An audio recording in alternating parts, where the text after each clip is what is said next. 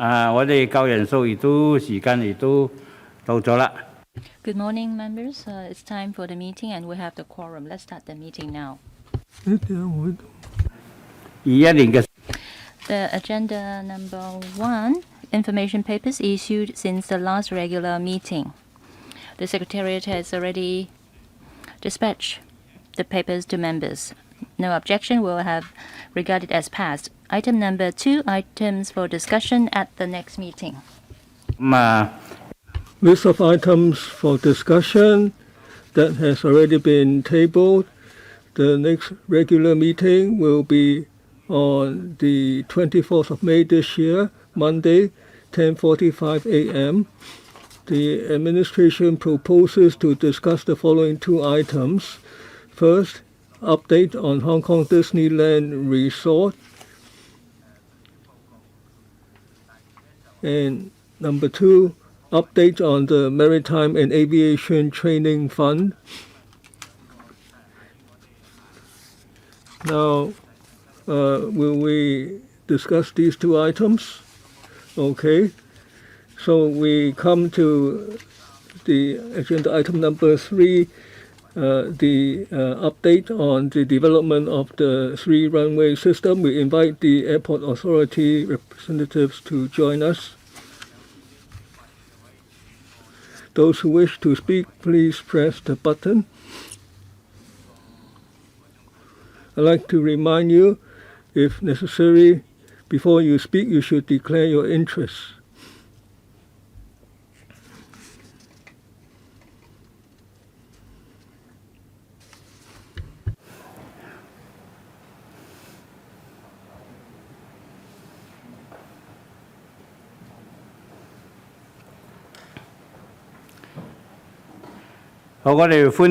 We welcome the government officials and the airport authority representatives. Now, we have the Mr. Raymond Chang, Head Airport Expansion Project Coordination Office, and we have Mr. Kevin Poole,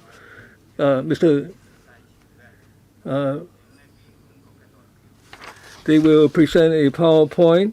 I will remind you that your expressions of opinions will not be protected by the exemptions under the Privileges and Exemptions Ordinance, CAP 382.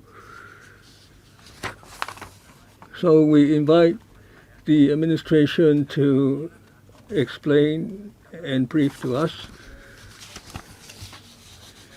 The Hong Kong Airport Authority is an important part of Hong Kong's infrastructure. The 3-runway system will maintain the Hong Kong's status as an important aviation center.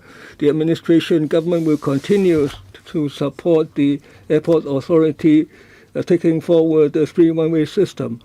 Now, given the COVID-2019, the international operation environment for aviation has suffered. The throughputs have declined sharply, and there has been a major impact on the supply of materials, etc. The Airport Authority has taken various measures to continue to take forward the works of the 3RS. Now, the Airport Authority will explain to us the progress and the challenges. Now, according to the Airport Authority, the cost will be about $145 billion. The total cost, about $92.3 billion worth of contracts have been awarded. That's within the budget, and we expect to stay within the budget. Now, on the financial side, in the 20 to 21 financial year, the Airport Authority has raised about $50 billion of funds from the market. Now, since last year, the throughput of the airport has decreased sharply, so that the airport construction fee and other receipts have reduced. So the funding from that source has decreased. The airport authority has examined carefully the financial arrangements. Now, the airport authority will brief you on that. Now, the 3-runway system, the 3rd runway will be commissioned next year. Now, the government and the AAHK have been actively taking forward various aspects of work, including amending the relevant subsidiary legislation to ensure that the 3rd runway in 2022 and the 3RS in 2023 can meet all the requirements. Given the complexity of the project, the public and the government are closely monitoring the progress of the works. We understand the members and the public's concerns. We agreed that the 3RS has to be monitored by LegCo and by society.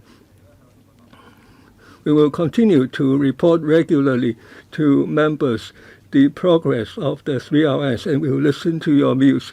And now I invite Mr. Poole,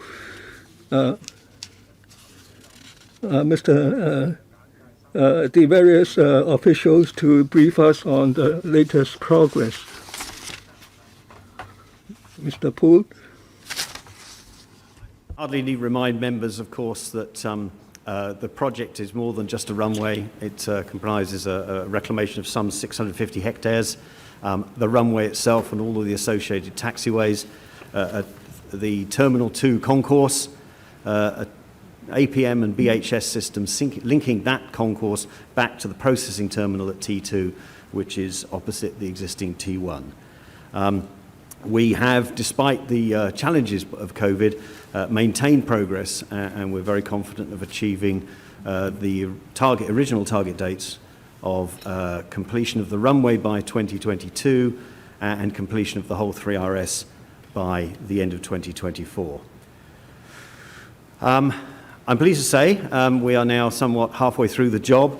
The reclamation, the deep cement mixing, the technique we introduced for this project is now, the marine-based is all now 100% complete. The land-based, which is a smaller quantity of technique, is now 75% complete. The perimeter seawall is to all intensive purposes completely around that reclamation. Only the small piece at the end of the current north runway, the future centre runway at the western end, can't be completed until that runway closes next year. But the remaining, the reclamation, as I say, is substantially complete. The T area, which I'll show in a second, is 100% complete and handed over to the contractors, follow-on contractors, including many other areas, and only the non-critical areas now remain to be completed, although they are substantially at or around the level needed for handover and really going through the final processing. So the T area is bounded by the dotted red line, is the area that we need to complete and operate the new runway from the end of next year, where we will be operating that. So that's all been handed over to the contractor. There are other areas outside that yellow which have been handed over to the follow-on contractors for the necessary construction of the T2 and the APM and BHS tunnels going back to the existing island.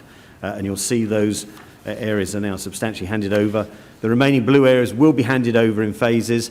Further areas this year, and the very last area will actually be that end at the western end of the existing runway, which is non-critical.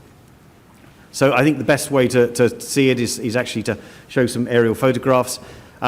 This is taken from the eastern end, showing down, as you can see now very clearly, the construction of the runway itself. The runway strip, 3.8 kilometers long, the substantial base of many layers of crushed aggregate base, carefully graded, has been compacted now. with only the thinner layers of asphalt to go on top. And I'm pleased to say that we've conducted, the asphalt plants are now operational on the island, and we now have laid the very first trial areas of asphalt. And we're confident, in fact, that that whole runway strip will be complete by the middle of the year, and the adjacent taxiways, etc., by the end of the year, which is on program. This is the area of where the T2 concourse. This isn't needed until 2024, but obviously there's a building to go there, so we've got substantial piling works underway, making good progress. Very many piling, as you can see. This is at the western end of the island. This is a logistics centre. In the foreground, two very important buildings, which are nearing completion, which are necessary for operation of that runway when we open next year. The smaller building on the left is the airfield ground lighting facilities. A lot of the support facilities for the airfield ground lighting and the systems will go in that building. As you can see, that is substantially complete. In the background, you can see some of the other extensive facilities we built in terms of supporting the construction of both the runway and the future works. There's two concrete batching plants, and the far green at the top of the picture, the two green is actually the two asphalt plants, which are now finished and undergoing the final testing. As I say, they've produced the first test aggregates, asphalts, to go on the runway. A lot of work's going on in the existing island. So this is the work around Terminal 2. As you can see, very substantial work in the foreground, and we are incorporating much of the original building, although not with the roof and the facade, which has now been removed. So in the middle of the centre of the picture is where the existing T2 is, which is now being heavily modified. The big basements in the foreground are the APM, underground APM and baggage handling basements, which, as you can see now, are substantially moving. We're laying concrete in the bottom of that, and shortly those basements will be coming up. And right in the top of the picture on the left is the South Annex building. That's the first building of T2, and a lot of the other construction then is all part of the future new Terminal 2, which again will be needed in 2024, and we're ready. This is out looking towards the island, and in the right foreground is the extensive tunnelling, which will take the tunnel out, the APM and BHS, onto the island.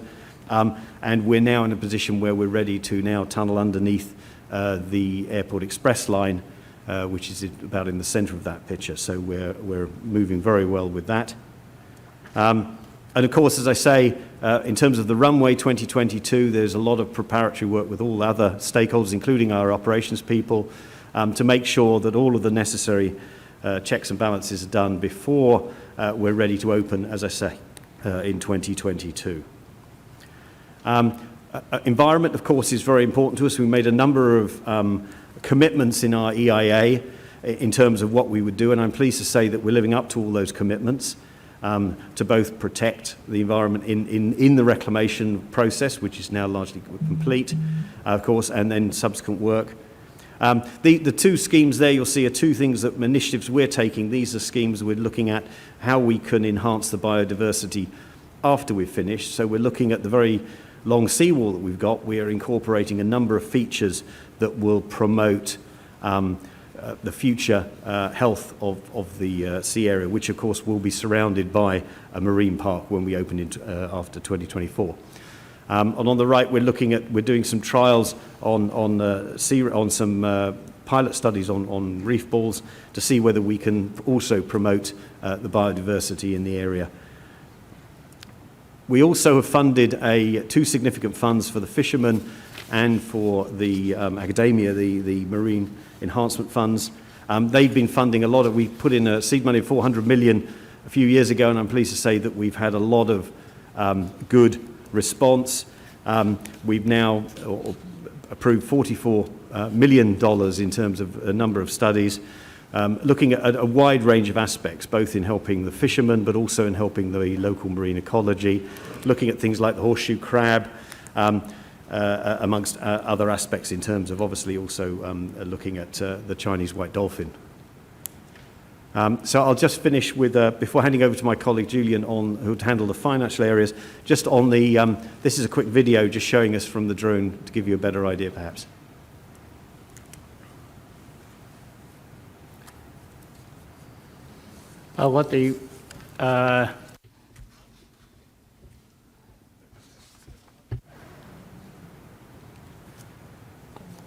So this is the eastern support area, western support area, you see the asphalt plants. This is the extensive piling for the Terminal 2 concourse. And this is the runway construction works. This is actually laying the airfield ground lighting into the pavement before the final asphalt is laid.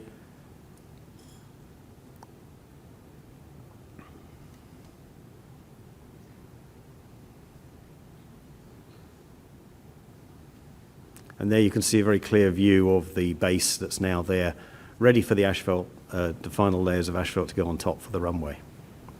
And that is the first trial of the asphalt mix at the eastern end of the runway.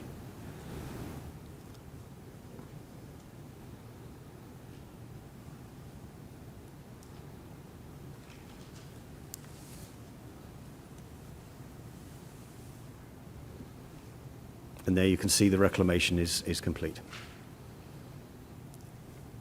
Thank you.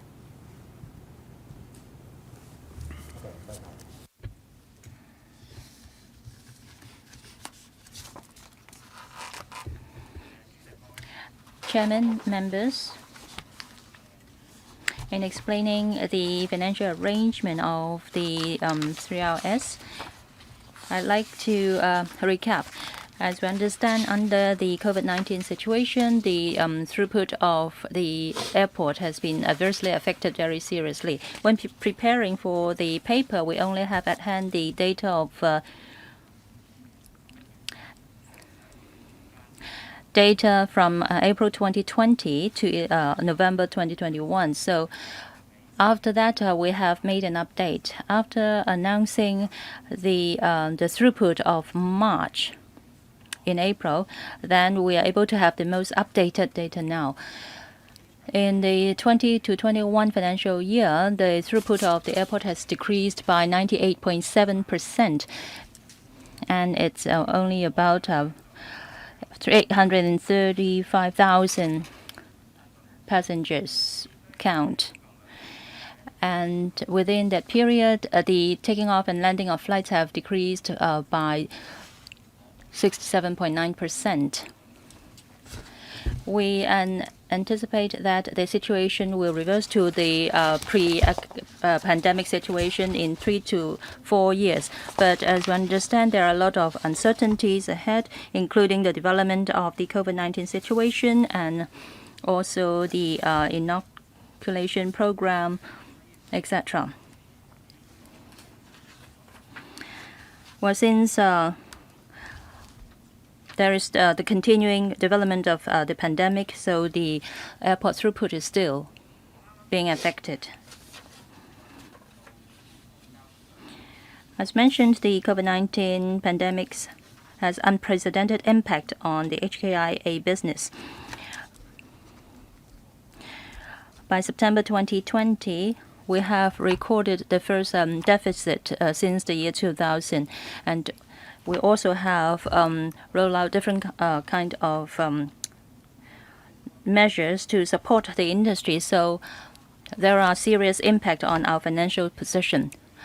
The HKIA will have to adjust its original financing plan. In December last year, the HKIA has reported to the committee about the major fundraising exercise in the financial year 2020 to 21. In anticipation of the future development, we have adjusted the 5-year syndicated bank facilities to Hong Kong dollars 35 billion, an amount which 17.5 billion is term loan and 17.5 billion are revolving credit facility.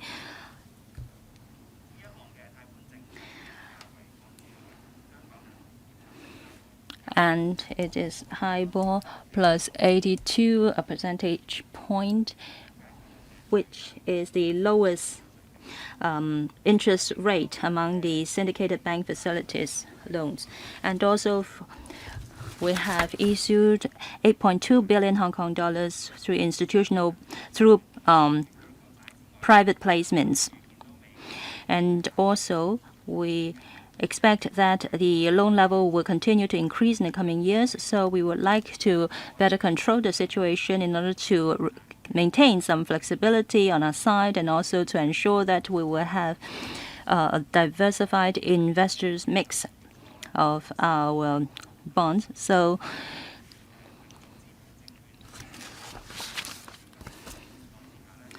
we have decided to issue 1.5 billion US dollars or 11.6 billion Hong Kong dollars equivalent dual tranche perpetual capital securities. For this kind of perpetual securities, it has a long history in Hong Kong, and the issuers are the major listed companies in Hong Kong. The HKIA can maintain flexibility in issuing this kind of securities. So this kind of perpetual capital securities can enable us to have better flexibility in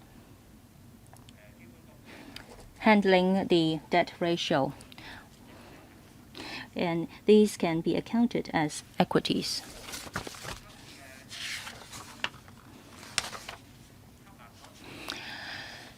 We have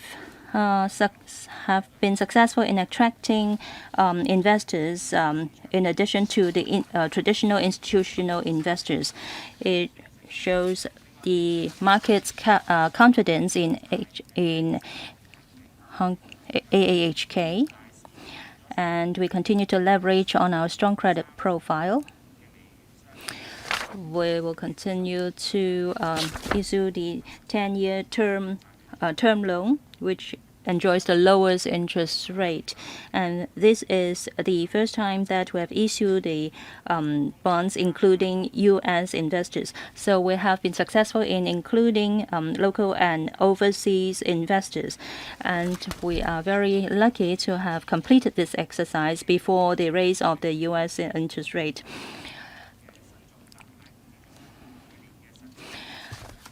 So the interest rate is between 1.4% to 2.639%. We have continued to successful to raise $48.9 billion. Through this kind of financing activities, we have been able to increase our investors mix and also improve on our financial situation. We have also attracted different investors, both traditional and the local and also overseas investors. For midterm, we can continue to carry out our financing plans according to the previous projection.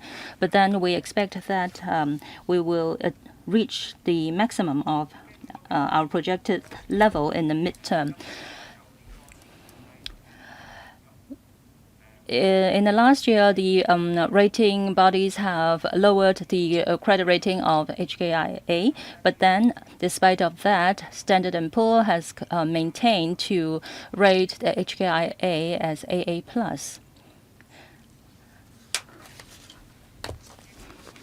We will continue to maintain our strong credit profile so that we can raise funding from the market at reasonable cost.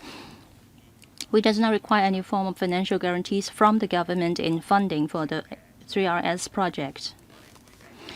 We will review the funding plan for 3RS regularly and fine-tune it as and when necessary.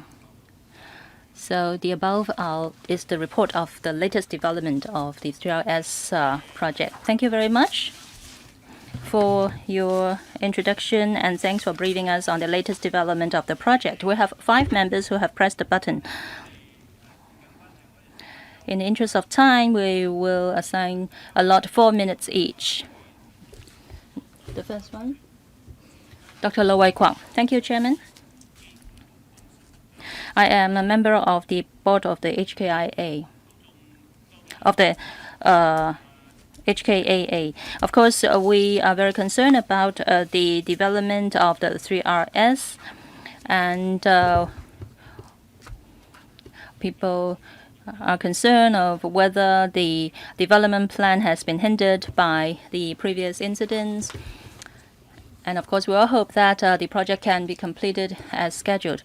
But from the briefing and introduction we've heard just now, we feel that the project is really of a massive scale, and we are very happy to see that most of the projects have been completed. Especially the reclamation works have mostly been completed, and also we can now see the formation of the third runway. Well, recently there are media friends who have asked me the following question. They learned that there is a person of senior position from the HKAA that has resigned, and it was said that this person has been victimized because of the recent incident of HKAA. Well, my reply is that I don't know this person, but then from the position that he had held, I don't think that this is a person that has been victimized because of recent incidents. Of course, in the past, there was an incident relating to the materials used for the third runway, but then afterwards, there are measures that have been applied to rectify the situation. So I don't think anyone needs to be victimized.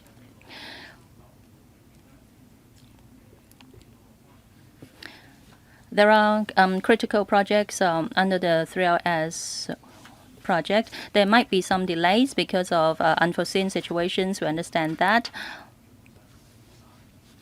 There was difficulties in sourcing the materials or the sands for reclamation. We understand that as well.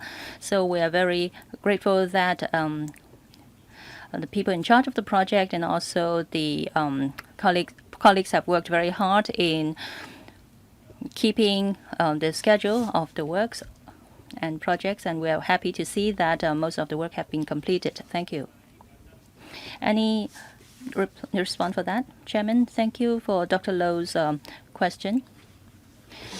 The paper has already stated that it's only about 8-week delay, and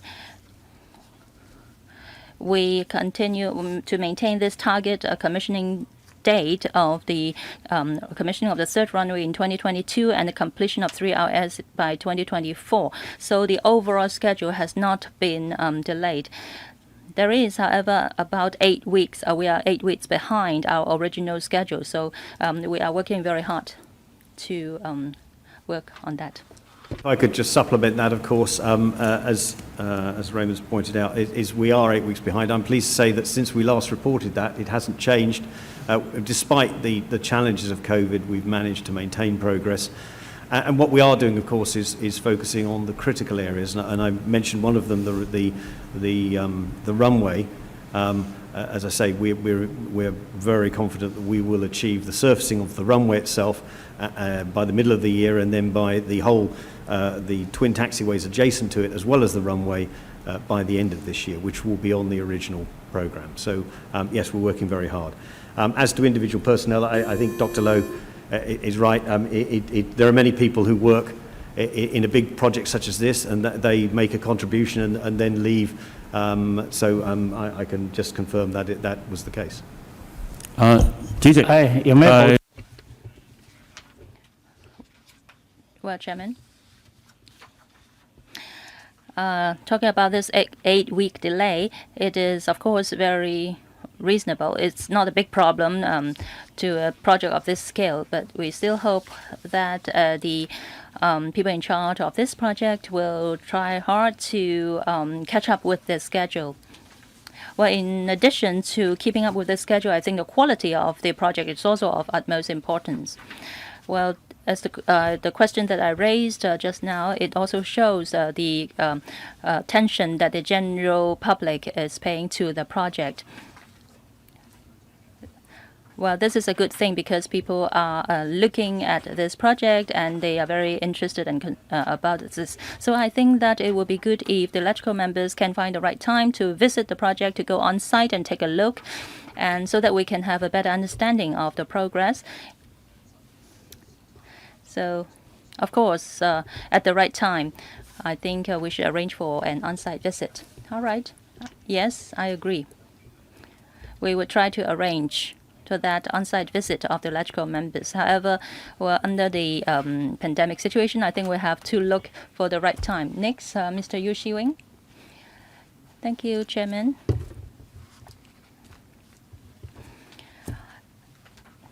As mentioned by the AHK colleagues, the financing projects have been affected by the pandemic.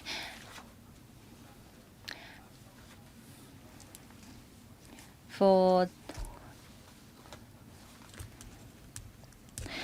was estimated that the fares, the service fees will stop by 2030. The construction fees.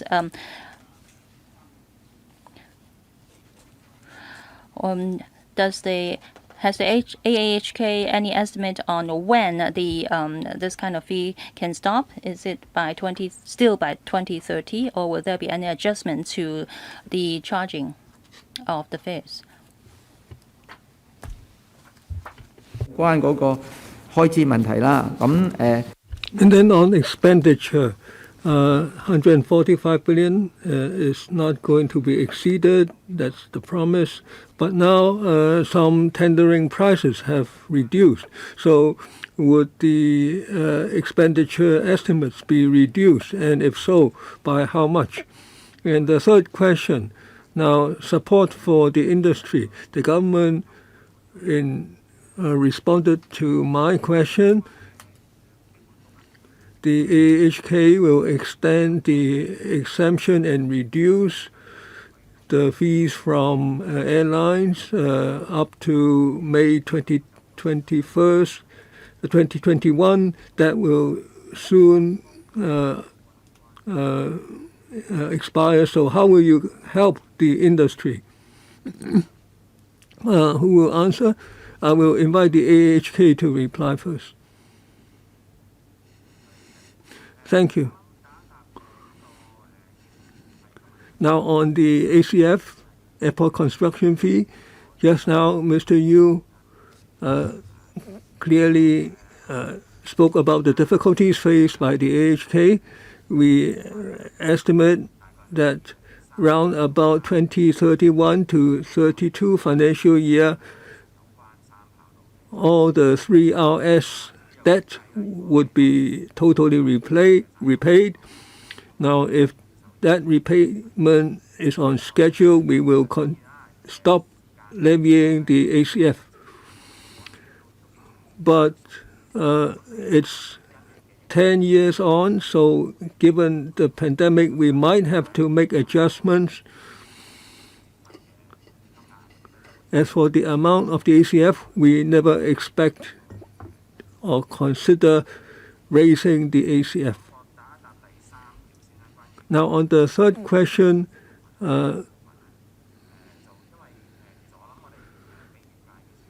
our alleviation measures for the industry, we expect to maintain the competitiveness for the airport. So we've given various help to the aviation industry for over a year, and we will announce any further development if that arises. It's hard to make a forecast, but we have already provided alleviation for over a year. And now my engineering colleagues will answer the second part of the question.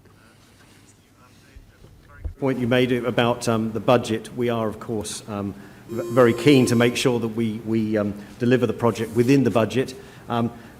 He mentioned that tender prices have been reduced. That may be the case last year, but we're seeing increasing inflationary pressures, particularly with the increase of steel and copper prices. Plus, I'm pleased to say that the amount of tendering, of course, that government's now doing on a number of projects now that they've been started. So we have one major contract still to tender. We have a very rigorous tender process, and of course we will always try and drive the most appropriate price for the technical submission, and I'm hopeful, as I say, of finishing within that budget of 141.5. 主席啊，係就有關頭先即係 Chairman, now on the support to the industry, now the time is quite tight towards the end of May. So we hope that the government would try to provide the most help to the aviation industry. The government officials, all along we have paid close attention to the difficulties faced by the aviation industry. Together with the AA and the industry, we will continue to try to follow up with appropriate help. Next, Tony Chair. Thank you, Chairman. Now, the unemployment rate in Hong Kong is high, and on paragraph 23 of the document, now the AA has held job fairs on several occasions, including an online job fair. Please tell us about the results of those job fairs to see whether that will help reduce the unemployment rate for the construction industry. Now, the document says that starting from this year up to 2023, there will be a peak demand for technical staff, totally 9,000. Now, I wonder if that will provide more opportunities for Hong Kong workers, because I understand that in the past the AA imported technical workers from abroad, from outside Hong Kong. Is it that we don't have the workers? Are there figures? Perhaps the AA officials or other officials can provide this data. And I'm also concerned about work safety. Now, the document, paragraph 24, mentions that up to March 2021, the 3RS in the past 12 months, the accident frequency rate was 6.8. Now, in the last report, the same rate of 6.8 was also stated. So we hope that it could be further reduced, but it's still 6.8. And looking back further, 2019, maybe it has to do with the volume of the works. At that time, the accident rate was a bit lower, maybe 3.8, if I'm correct. Now, what measures have been adopted? Now, of course, we want the accident rate to be reduced to 0. Now, you say ours is not bad compared with others, but we hope that better progress can be made. Okay, on construction safety. Let me take safety first, because I think I share your view, I'm sure, that it is the most important. We are very, very keen to drive safety and show that our project can be better and raise the standards in Hong Kong. You're right, 6.8, we can compare it against the industry norm and say it's good, but the safety rate is never good enough. That's 6.8 accidents per 1,000 workers per year. And so we are pushing very hard to reduce that. We have a number of initiatives that help us do that. We're working collaborating with our contractors very closely. We take a very proactive response to safety in terms of our staff as well as our contractors are clearly aware that they're responsible for safety of everyone, themselves, their colleagues, and also all workers. We continue to drive that, and in fact, to try and bring that down, we've just recently had a 12-week, really intensive push with the contractors, stopping work, expecting the works. I go out a couple of times a month as well on these safety walks to make sure that people are fully committed.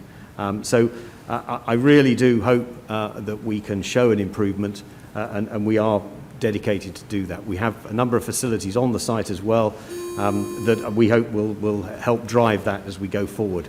As to workers, let me make it very clear.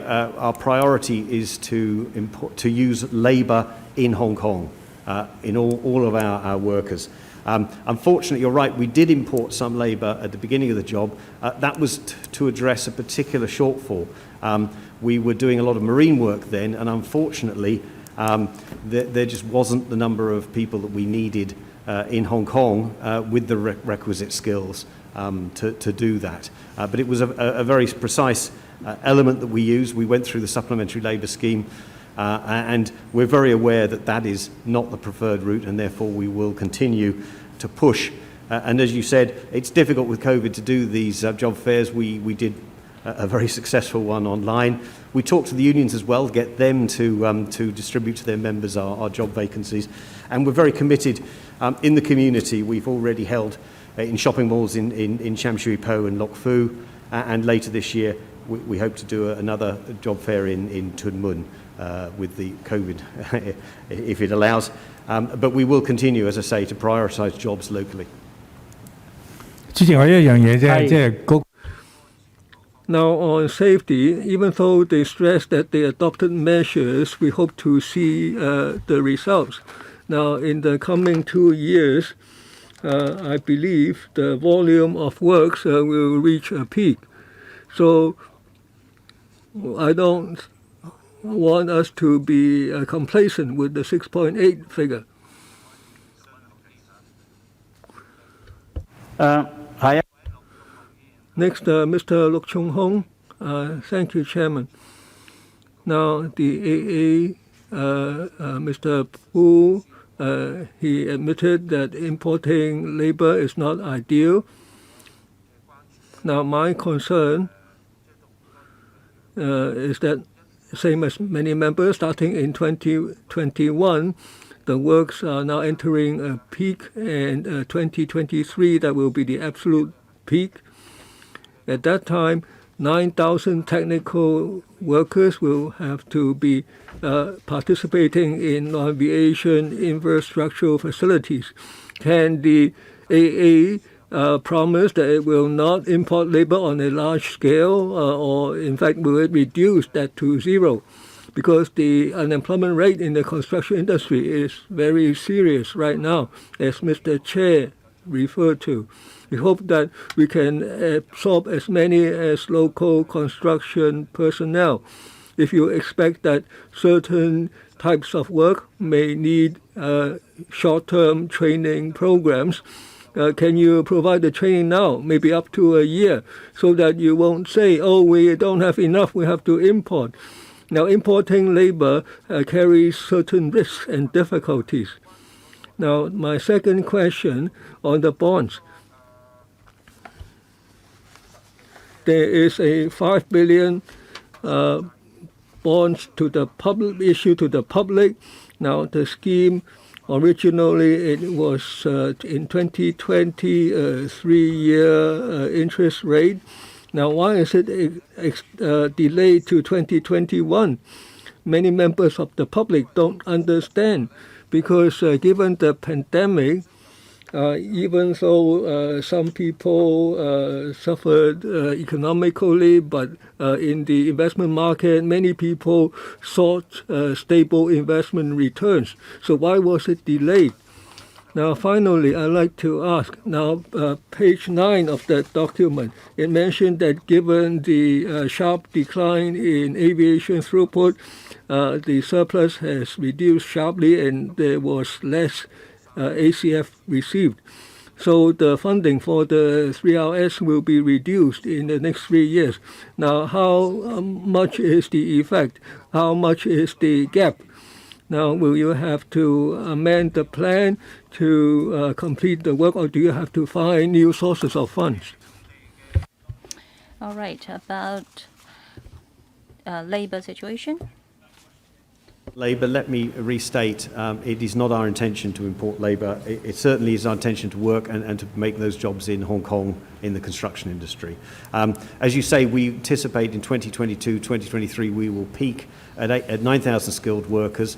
We're working very closely with the CIC and looking at all of the predicted indicators as to how many people are in the construction industry. We believe that can be accommodated within Hong Kong, but we are working with the CIC and have worked with them in terms of providing training courses and also making sure that we use apprentice-type schemes with our contractors. So I can't tell you categorically what the future will take. I can tell you that our intention is to prioritise local jobs for this project.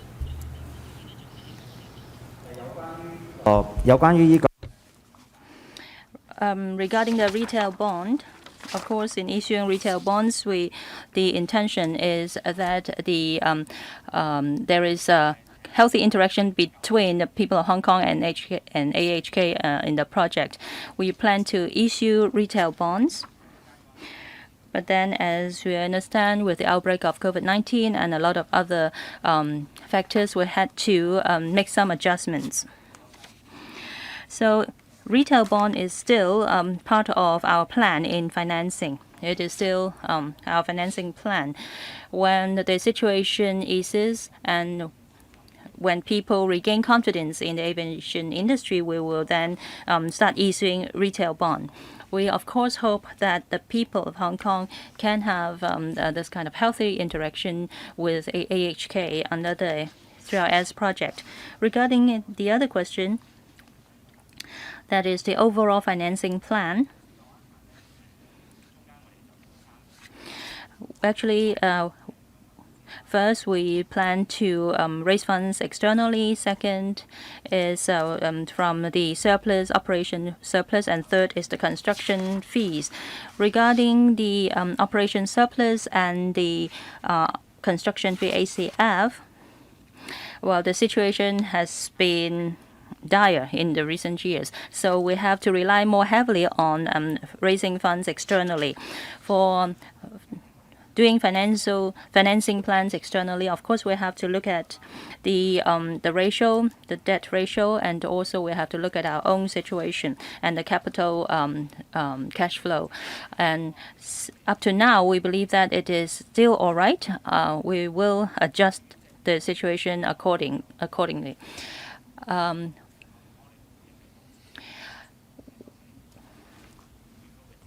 We hope to be able to maintain the cost level at the pre-COVID level. We are spending money very prudently. We will try to maintain the situation as much as possible. Thank you. Next, please. Mr. Holden CHOW. Thank you, Chair.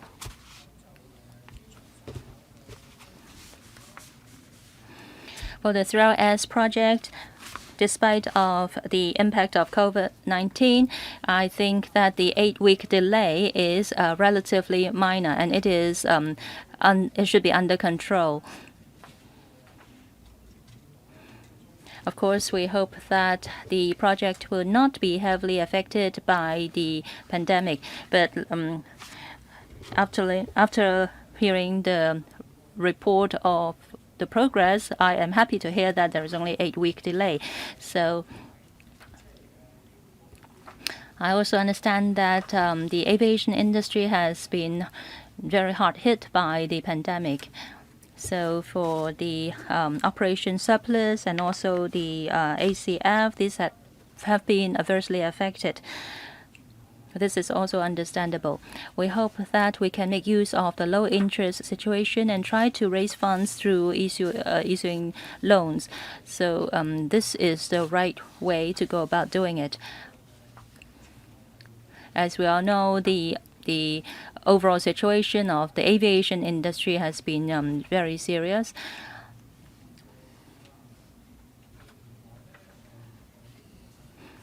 Well, from the paper, I learned that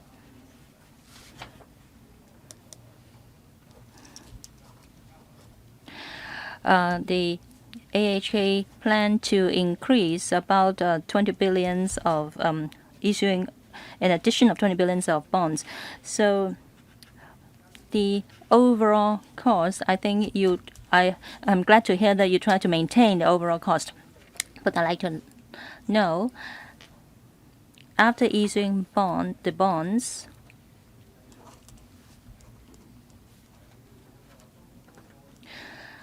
what will be the interest rate or the increment or the increase in the interest rate if more bonds is to be issued?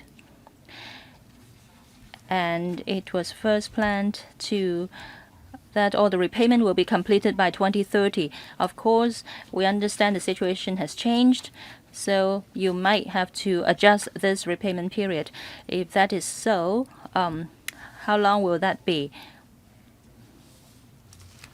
That's all for my questions. Thank you. All right, financial questions, Mr. Lee. Thank you, Chair. Regarding the issuing of additional bonds and the result in the interest, at first we made the plan in 2015, the financial plan in 2015. So at that time, the interest rate was around 5%. So now, with the additional bonds, our debt level will increase.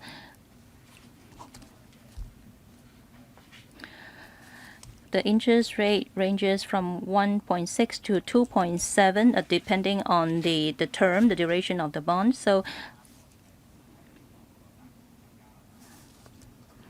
despite the increase in the overall volume of debt, the interest cost is more or less the same. Actually, it might be a bit lower because of the lower interest situation recently.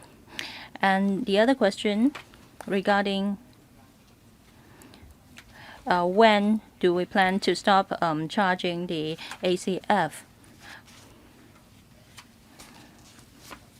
Well, we estimate that we may have to delay it by a year. That is, by 2031, we will stop charging the airport construction fee. But of course, there might be adjustment in the interim, and we will adjust it if and when necessary. Thank you, Chair. Last one, Mr. Chung Kwok Pan. Thank you, Chairman. My question is also on the financial plan of the 3RS project. Of course, I understand that there is the ACF cannot be charged because of the business situation at present. You can't charge it this year. Oh, last year you couldn't charge it, and even this year you may not be able to charge a lot of ACF. If you look at the figures in 2019, there are about 70 million people going through Hong Kong. There might be transit passengers. Perhaps no ACF could be charged. I think it should be around 50 million. If it's on average $150 per person, that means last year you would have lost about 7 to 8 billion of ACF.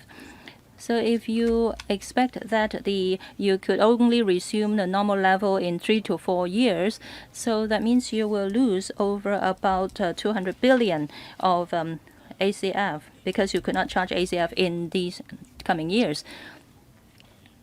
What is the percentage of the ACF in your overall revenue? That is my only question.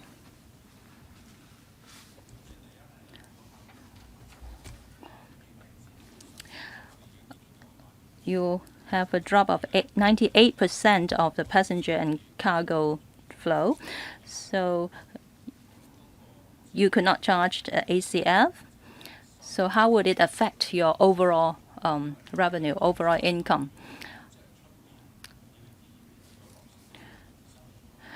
The third runway could only be commissioned in 2022 and perhaps started operation in 2023. But then it is expected that the passenger and cargo traffic could not resume to the pre-pandemic level. So you still cannot collect ACF as expected. Thank you, Chairman. Thank you, Mr. Chung. Overall speaking, of course, it affects us on different fronts. For instance, the stop in the charging of ACF and also other incomes that have been affected. For instance, the retail income would also be affected. We can only report on the first half of the financial year so far.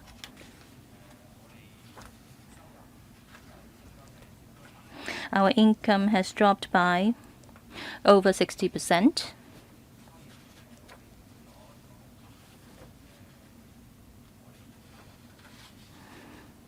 And we try to cover this through external financing. But then the 3S project is a relatively long-term project. Well, the second runway, we have been using it for over 20 years.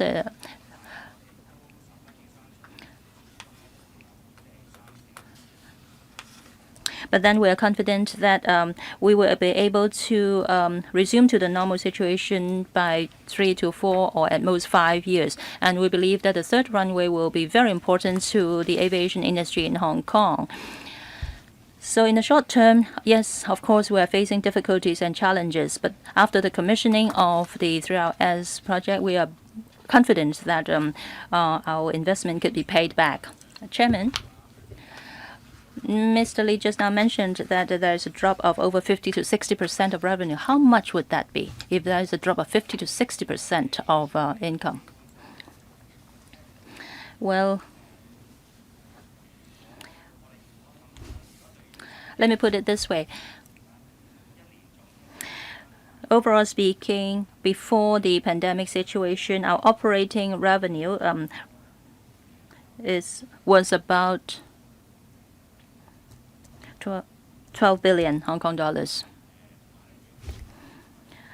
And for ACF, we would be able to collect 3 to 4 billion Hong Kong dollars. So the operating income would be around 16 billion. But for this year, because of the situation, this has been dropped by over 50 to 60%. That means in dollar term, we have slight deficit. So in the coming years, if the situation persists, well, we could only achieve break-even marginally. So we really have to see the situation of the COVID development and see how our investment could be paid back. And in the interim, we will have to solve this problem through external financing. Now, if there are no further questions, we come to the end of this segment. We thank the officials for their replies. Now, I'd like to ask, will members not object taking the legislative proposal to LegCo? Okay, no objection. Now, we thank the members for their answers.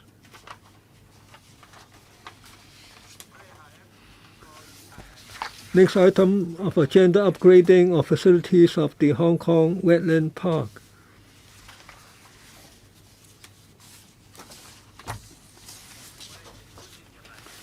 We invite the officials to join us.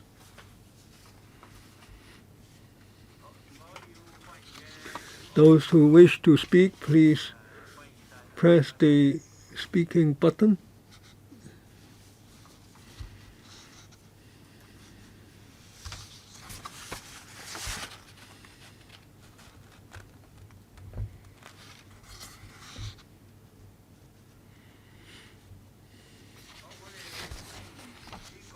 We welcome the officials.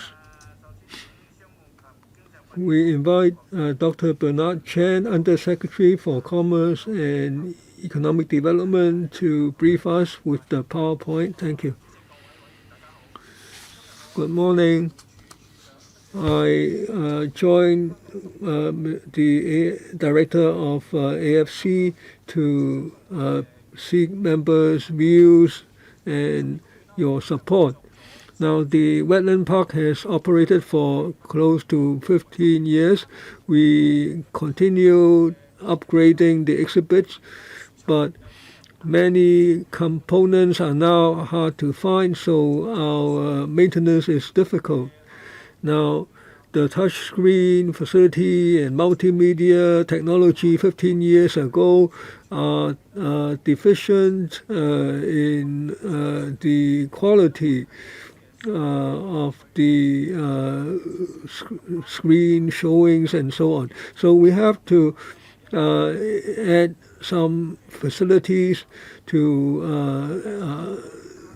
introduce more simulation features to provide more education on biodiversity. And we also want to make the wetland park as a ecotourism destination. Now, given the pandemic, we think that this will be a welcome destination for local and foreign visitors. So we will be able to expand our source of visitors as a result. Now, in 2018, the chief executive, in her policy address, mentioned upgrading the wetland park facilities to make it a better visitor destination and to provide better experience to the visitors. Now, the AFCD examined the facilities and take into account the main clientele, the green groups, and so on. And so it came up with a proposal to upgrade the facilities. Now, the FCD will brief you further with a PowerPoint. Now, the funds required, it would be $135 million. If members are supportive, we will take this proposal to the Finance Committee for funding. We will start the work in the fourth quarter of this year. Now, the works will be completed by stages up to the fourth quarter of 2024. So we hope that with your support, the works can start as soon as possible. And now I defer to the AFCD. Yes, please start. Good morning.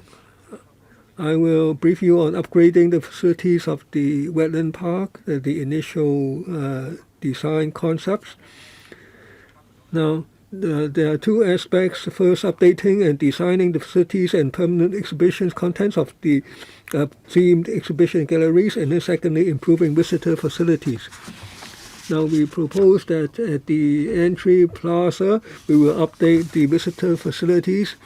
We will focus on freshwater organisms and marine and life, and we use augmented reality or AR so that people get the feeling as if they are underwater.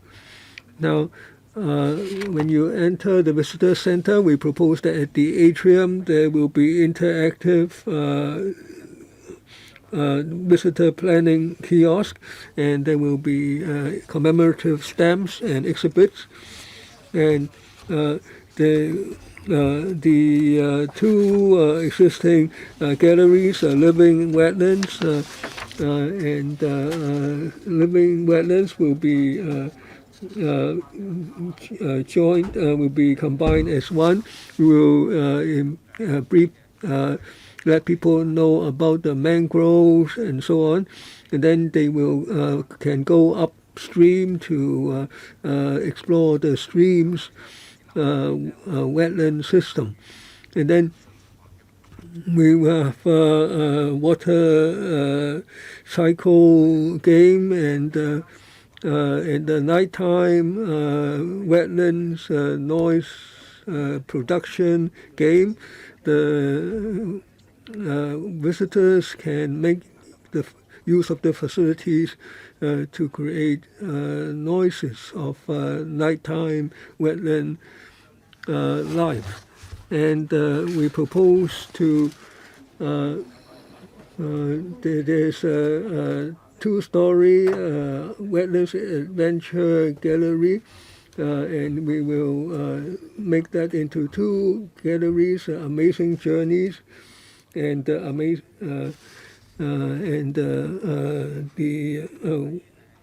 Wetlands and Us.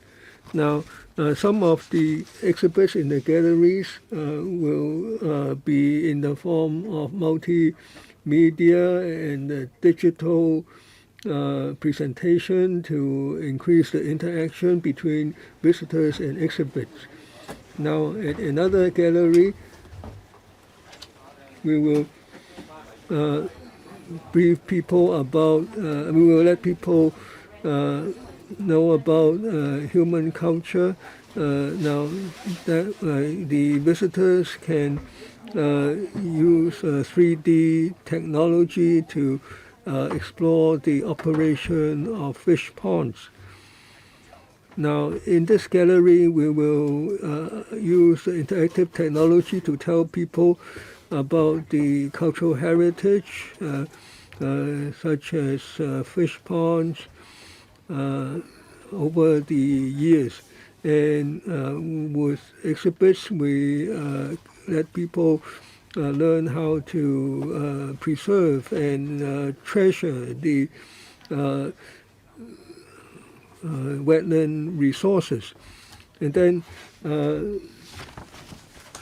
there will be in the Amazing Journeys we will let people know about the Eastern Asian and the migration journeys of birds and the relevant conservation work. And in one of the games, now the visitor can experience the feeling of migrating birds that will eventually fly to the wetland park and alight in the wetland park.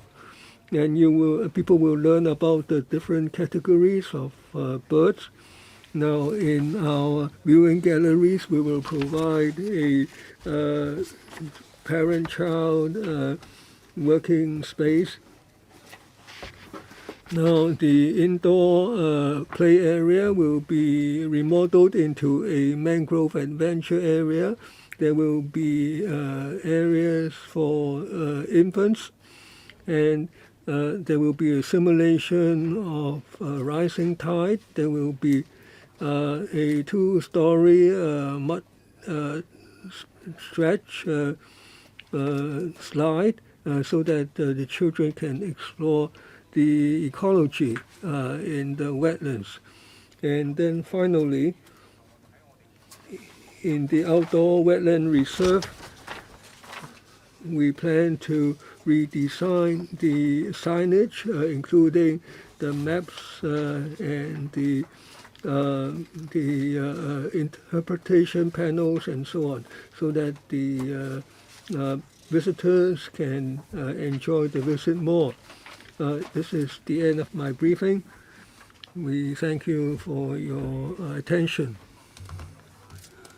We thank the briefing by Mr. Chen, Dr. Chen and his colleagues. Now 8 members have pressed the button to speak in this order. Jeffrey Lam, UC Wing,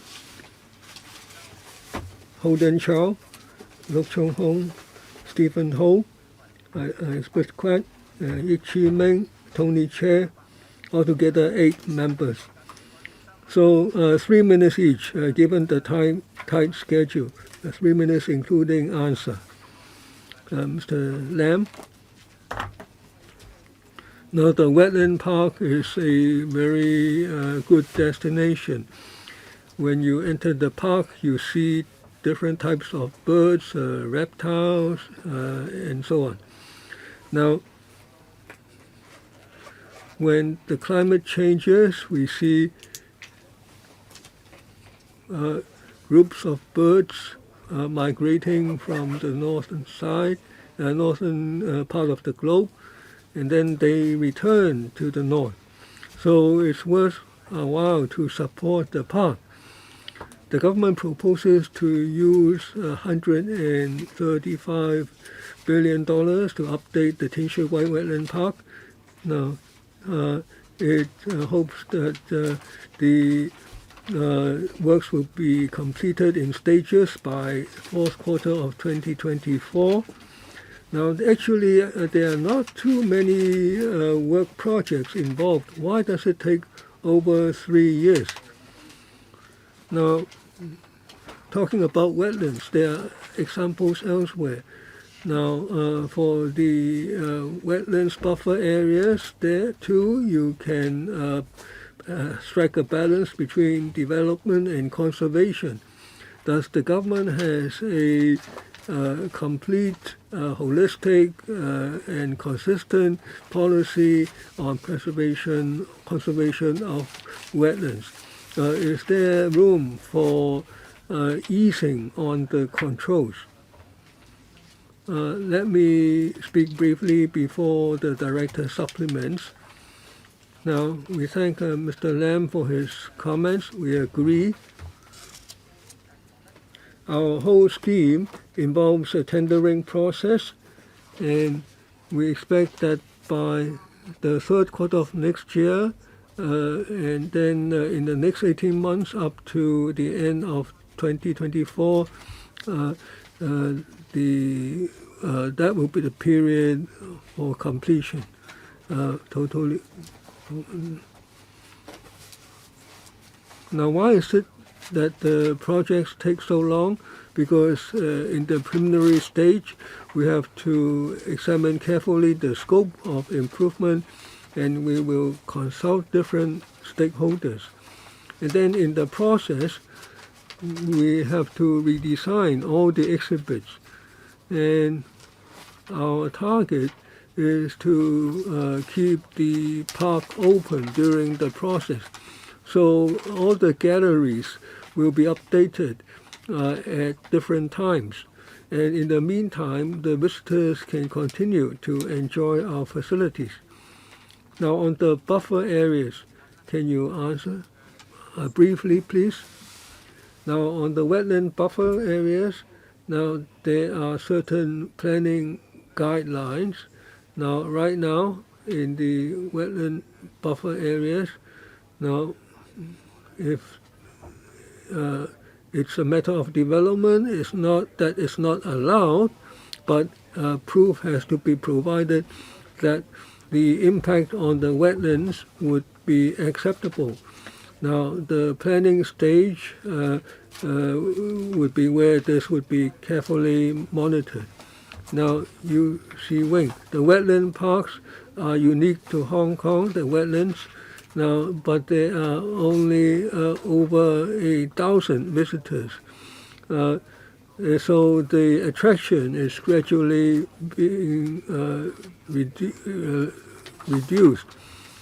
Now, on the interactive games and the leisure facilities, now how many visitors do you expect to increase by? Now, if you increase the interactive games and the leisure facilities, how much will that increase the patronage by? And then, what would be the peak number of visitors that you expect? Now, if the number is exceeded, what will you do about it? And then, is there enough space, parking space for tour coaches? How many spaces would there be? And on the day-to-day expenditure, how do you calculate that? Now, for maintenance, you have the money, but how about updating? Or would you have to wait for 15 years before you update, then you will lose attraction in the meantime. Director? Thank you, Chair.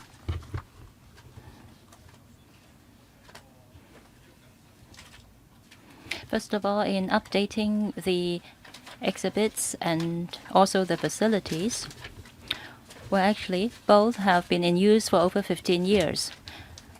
It is difficult for us to conduct repair or to update them. So it is important that we have to update them as soon as possible. And also because of the development of technology, we believe that we will be able to install more updated facilities and that will be more attractive to the visitors. When visitor numbers exceed 3,500, there will be a mechanism which would be triggered off automatically. We will cap the visitor number at 3,500 at any time. Regarding the updating of the exhibits, we will monitor the situation in each gallery and update the exhibits at a regular interval. So in that case, we do not need to have a major overhaul to update the exhibits. We hope to be able to keep it open as long as possible and to conduct the updating in the interim. Of course, sometimes it is inevitable for us to conduct a major overhaul because of the development of technologies. But we try to avoid that. The other two questions, Chair, have not been answered. The parking area, will there be enough parking area for the coaches? And also updating of the exhibits, the plans for the updating. Regarding the parking area, we have 10 free parking spaces for the coaches.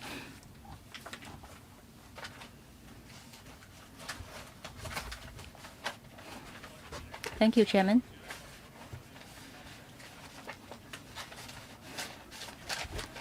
Regarding the exhibition galleries, we have 792 exhibits altogether right now, which will be displayed in different galleries. They will be grouped according to the themes. We expect to display about 871 pieces of the exhibits in different galleries. We will use new technologies to display them in order to make them more interactive and attractive. And these exhibits can be updated and replaced on a regular basis. Thank you. Next, Mr. Holden CHOW. Thank you, Chairman.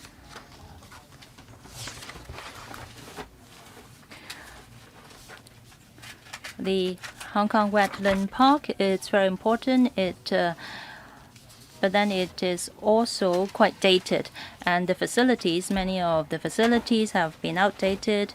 Of course, we understand that they should be updated or replaced.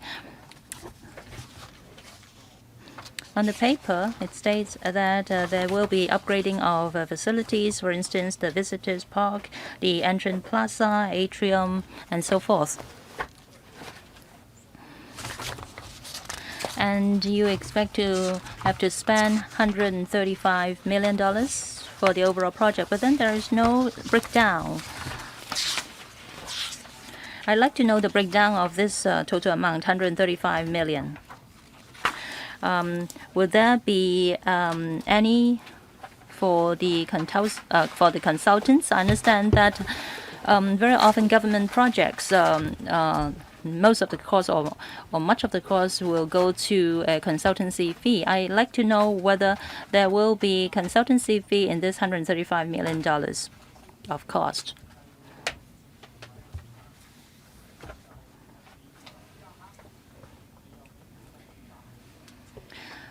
You may not be able to provide these breakdown at this moment, but could you provide us such numbers after the meeting? Mr. Yu Si-wing has asked a question on the visitors flow or visitors number.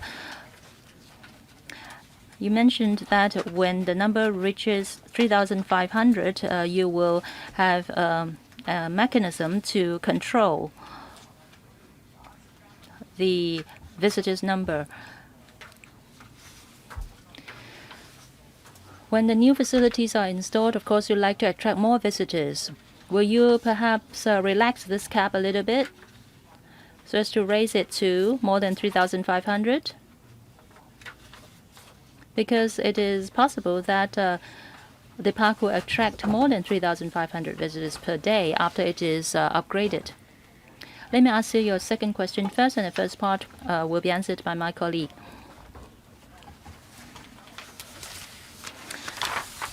For the visitors center, there will be a electronic directory. It will help our visitors to plan for their visit. And also, there will be an analysis system to show the number of visitors in each gallery.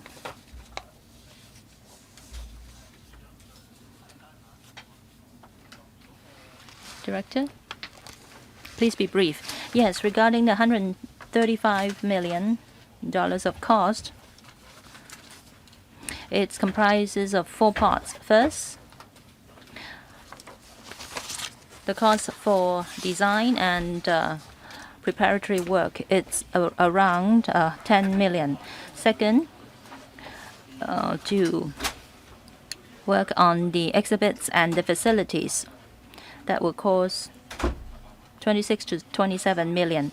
Third part, which is the major cost, that is, we have to commission a company to monitor the overall installation and also the works, some of the basic construction works of the facilities, the infrastructure works.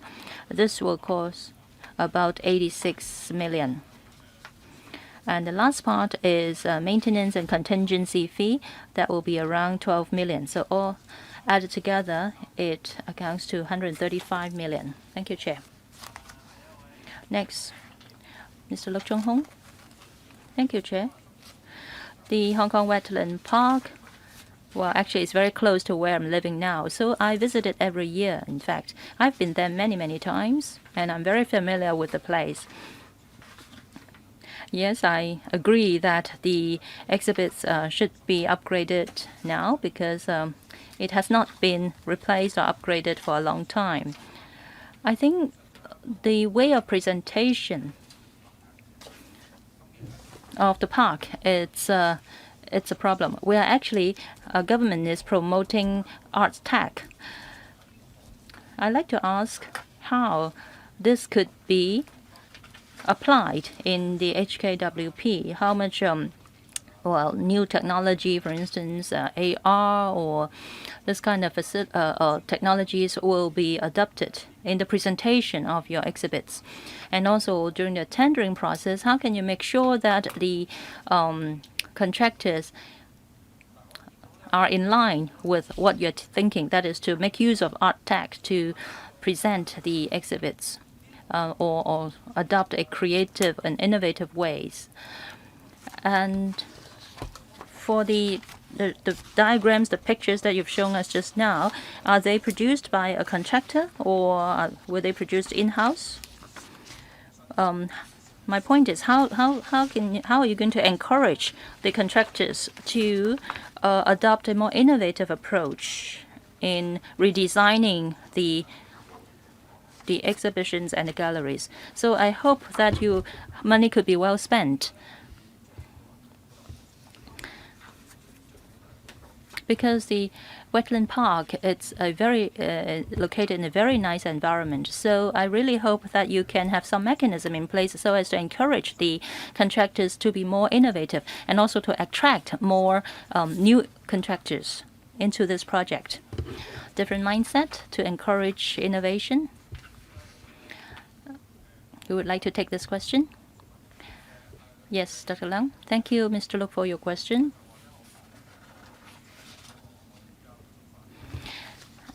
I will perhaps talk about our overall plan. That is, we have invited a consultancy firm to take a look at our existing exhibits and point out what are the areas that have to be upgraded.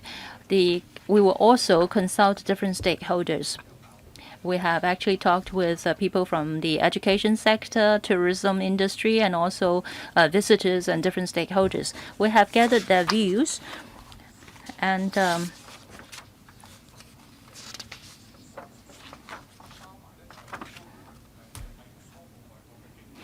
this consultancy firm will also draw reference from overseas parks. And during our tendering process, we will first consider the cost, and second is the technology to be used. That is, we encourage the tenderer to put in more innovative design. This will affect their success rate in getting the tender.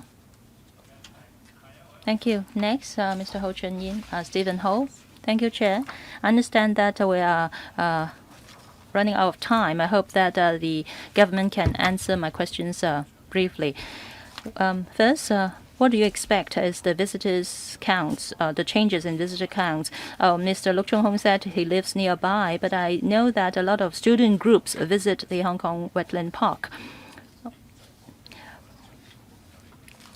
Now, we do have representatives from the Commerce and Economic Development Bureau.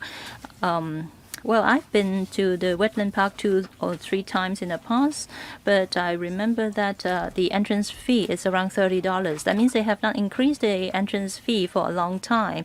And the maximum number of visitors is 3,500 per day, so I don't know how can you break even. Please be brief. Yes, for visitors, 90% of the visitors are local residents. Many of them are student groups, and around 10% are overseas visitors. Since 2006, in the first few years, there were more visitors, but then in the past 10 years or so, the number has been around 300 to 400,000 per year. Well, when the new facilities are in place, will you perhaps adjust the admission fee?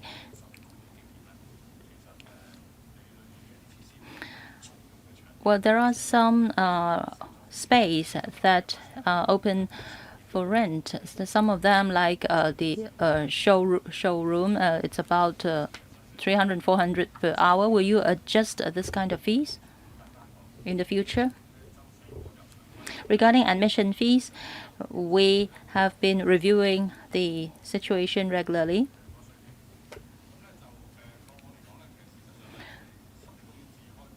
Since its opening, we have never adjusted the entrance fee. You're right, it's at $30.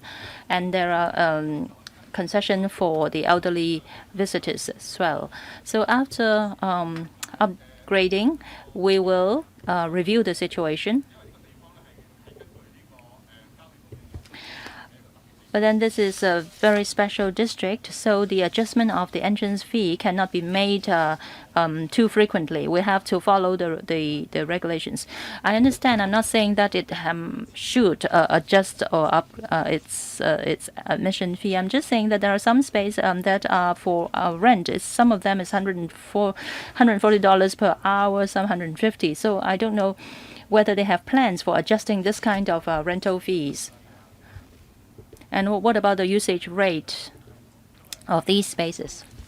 Now, for these rental facilities, the cost is not, the fee is not high, the usage rate is not high. Now, given the low usage rate, now previously when I visited, the place was quite congested. So maybe you could open up some of these areas so that people can enjoy the space. Maybe there can be slides for children. So maybe you can reduce a couple of those galleries. We will consider members' views. Of course, if the usage rate is low, we can engage in more publicity, or we can change to more effective uses. Next, Ms. Elizabeth Quack. Now, the wetlands area is very valuable. Now, I support the updating of the facilities. Right now, the attractiveness of the facilities is low, only 300,000 to 400,000 per year. Now it's a green tourism destination, and it's an ecological education center. So you have to find ways to improve its attractions and expand its capacity. Because if you step up the publicity, you would increase the volume of the number of visitors, but it must not adversely affect the ecology. Now, at the entry plaza, you will use augmented reality technology to enhance the attractiveness. Now, if visitors arrive, they don't just pay attention to the technology at the entry. They want to experience the biodiversity and plant and animal life in the park itself. Now, you say that in the visitor center you will have interactive route planning kiosk. So you have to do the planning at the kiosk. Now can be internet platform, so that people can plan the route before they actually arrive, so that they know how much time, people know how much time they would set aside. And would you provide equipment so that people can use their mobile phones to find out what attractions are available in the park itself, and people would find out beforehand, so the attractiveness would increase. Now, maybe if there are no guides, then the parents would not be able to inform their children. Now, the purchase of tickets online, now maybe you can sell tickets for specific time periods, so that the visitors would not be concentrated at a certain time of the day. Now, this is how IT can help. Now, if it's a green tourism destination, have you discussed with the Tourism Development Board? Now, because many individual tour visitors are interested in green tours. We agree with Ms. Quat. Now, we will be working with the Tourism Development Board. We believe green tourism is on a rising trend, and we will work through different media, such as social media platforms, to promote not just the wetland park, but also neighboring tourism destinations, such as Pingshan, the Laofaoshan, etc. Now, on purchase of tickets online, that's a separate project. This is not part of the projects for which we are seeking funding. Now, for that, we use our own funds. Now, with the online ticket purchase platform, the member is right, local and visitors and visitors from abroad can purchase tickets in advance. Now, if the number of visitors is larger than set aside for, they will have to buy tickets for another day. Now, as for allowing people to plan their visits before they arrive, I believe we do have such facilities right now.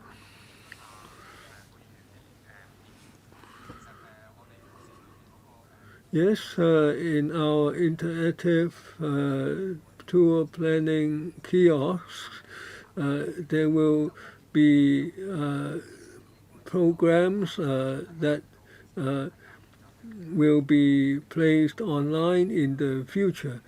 So when the visitors arrive, we will let them download through QR codes onto their mobile phones.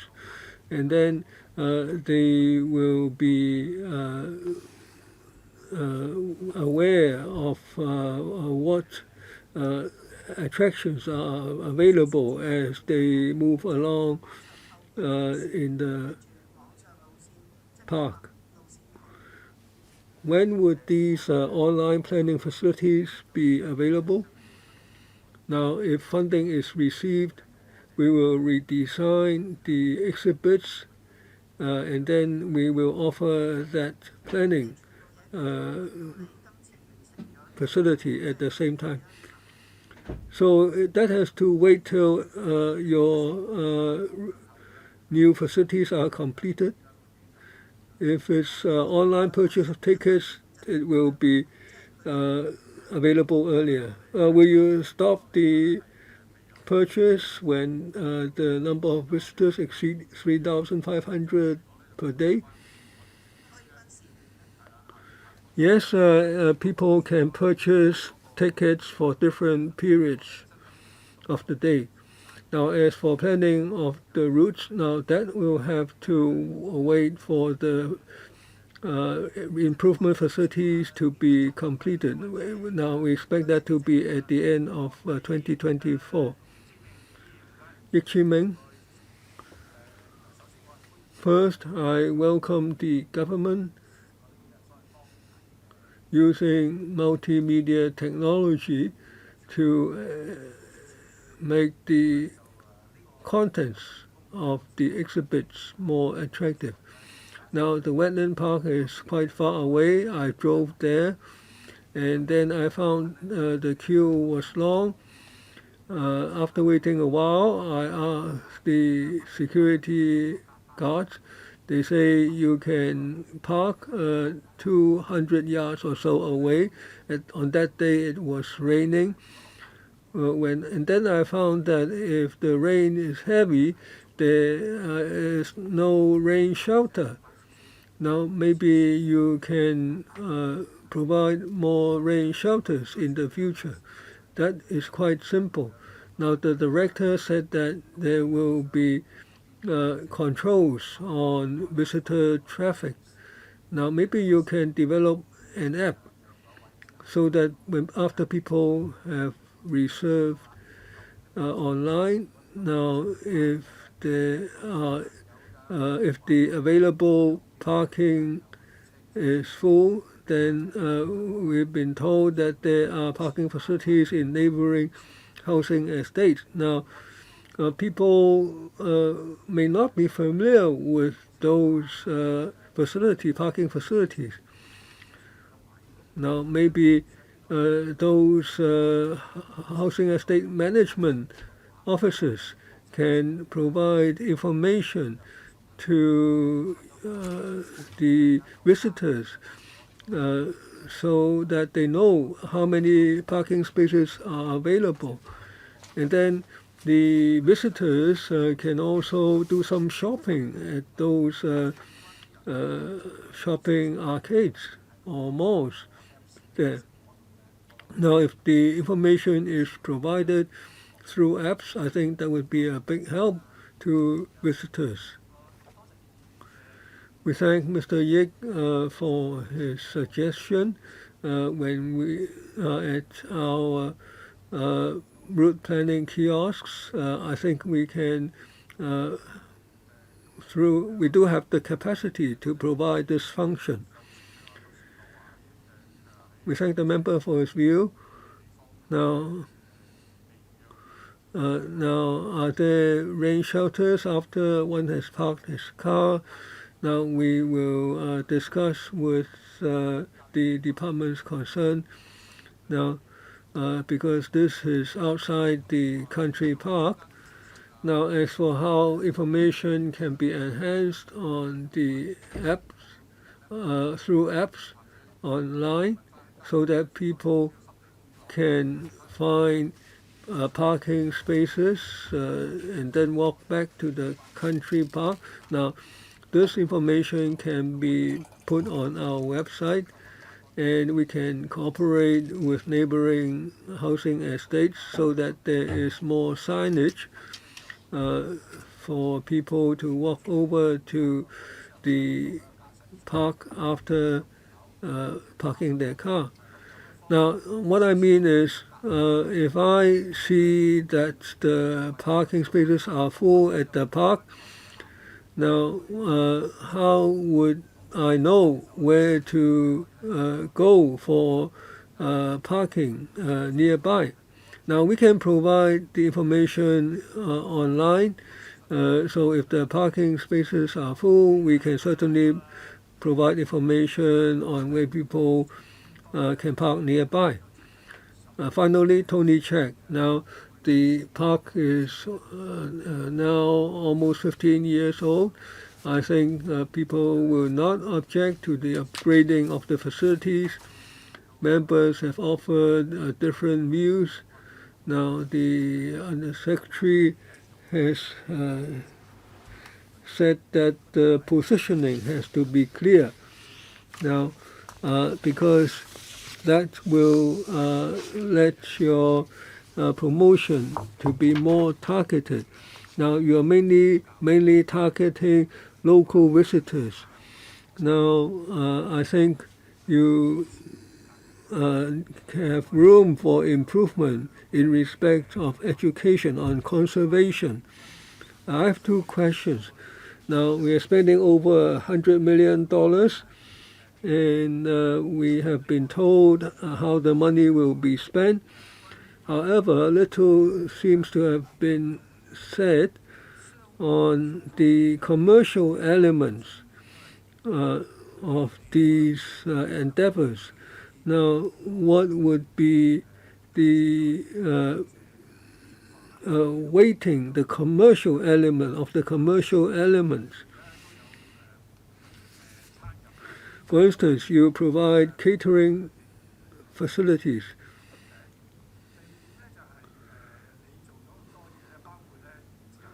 And then you say you will upgrade the online facilities for booking and so on.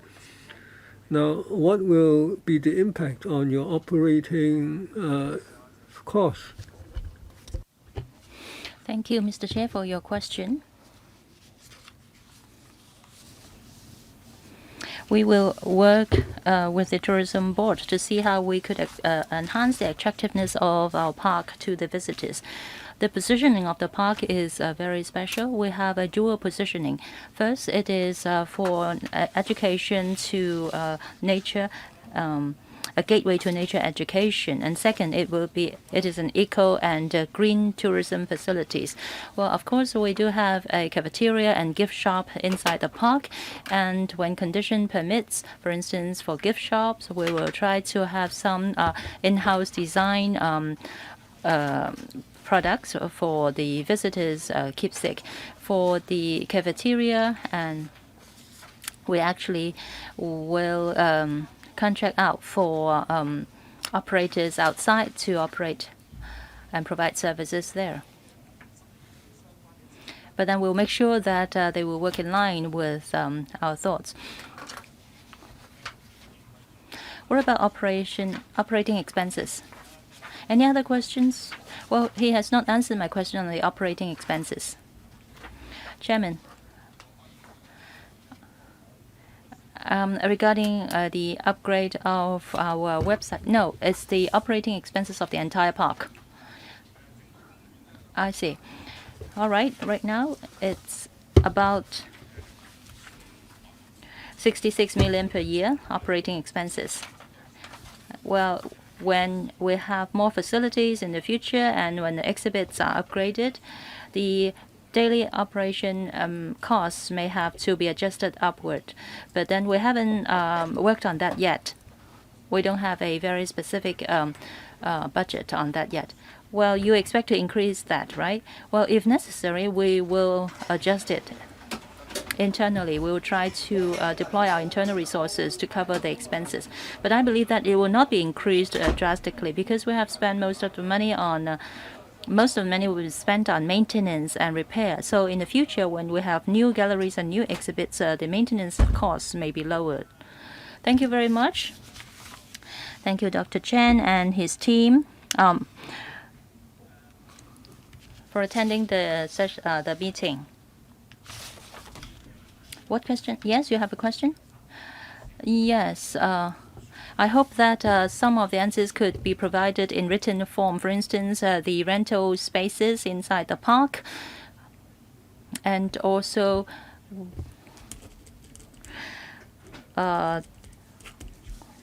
the usage rate of these rental spaces from 2016 to 2018. I hope that they could provide this kind of information to us after the meeting in writing.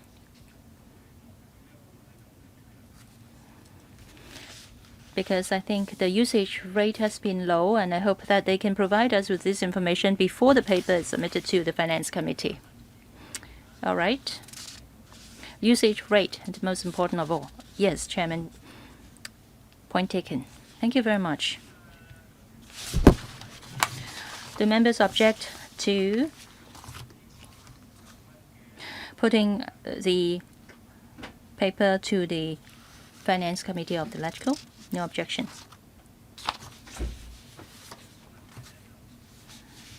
Thank you very much.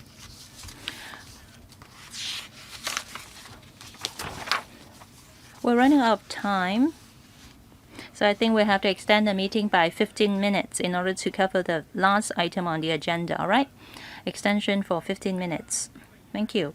The last item on the agenda is the replacement of long-range light detection and ranging systems and procurement of wake turbulence detection equipment for the existing north and south runways of the Hong Kong International Airport.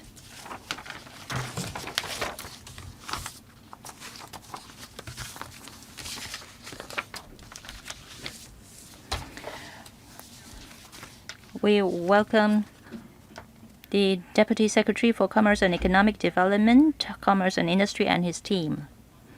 Thank you, Chairman. Members, I will be very brief. The Hong Kong Observatory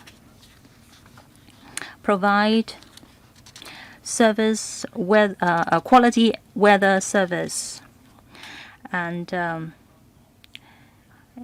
HKO is the designated meteorological authority in Hong Kong.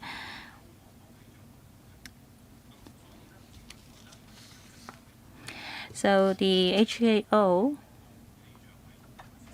has been providing weather services, and also it is responsible for upgrading these facilities in order to ensure that to sustain and enhance aviation safety and support future airport development. In this paper, we propose to replace the long-range light detection ranging systems and to procure wake turbulence detection equipment for the north and south runways of Hong Kong International Airport.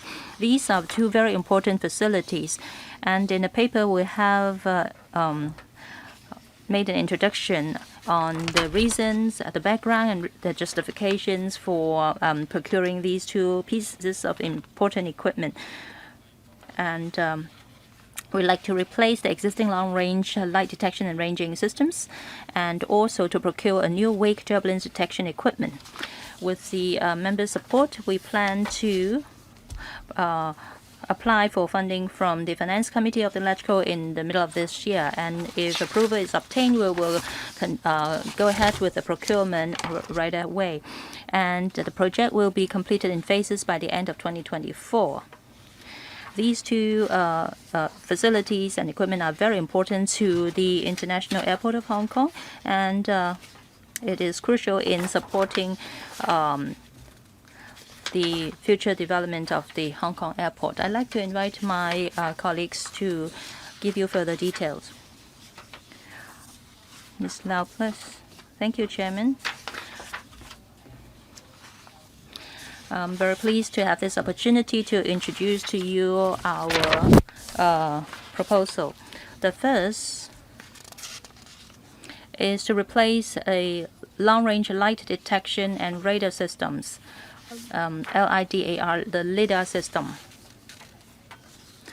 Well, the system is used for monitoring the development of wind shear in the undefined weather condition. And this is to ensure aviation safety. The existing north and south runways each has a LIDAR system, which were commissioned in early 2016. Taking into account the impacts from the 3-runway system construction works, which will accelerate the deterioration of the long-range LIDAR's bearings and gears. So we propose that they be replaced by the end of 2024.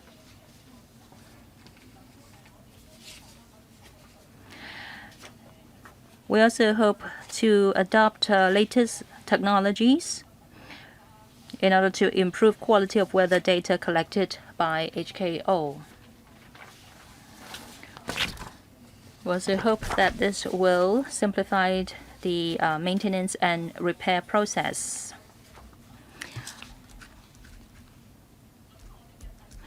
And the estimated cost is 64.2 million. And the second proposal is to have a new wake turbulence detection equipment, which include specialized short-range Doppler weather radars and short-range LIDARs. These can be used under rainy and non-rainy conditions, respectively. For wake turbulence, it is caused by a pair of intense vortices generated behind an aircraft in motion. So these would be very dangerous for the aircraft. It will endanger aviation safety. So we suggest to buy the new wake turbulence detection equipment.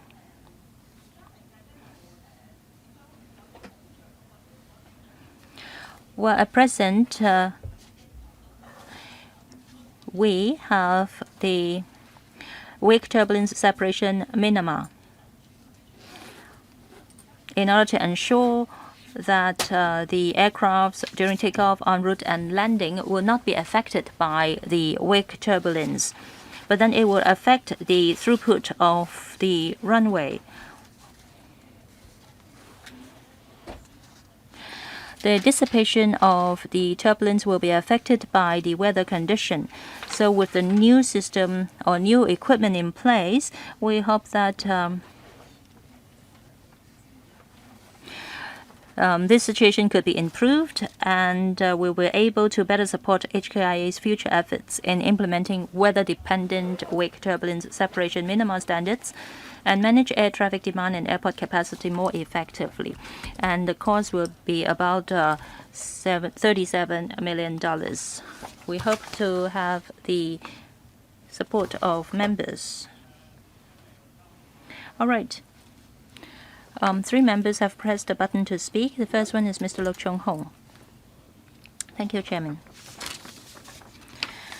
So this proposal is to enhance the existing system.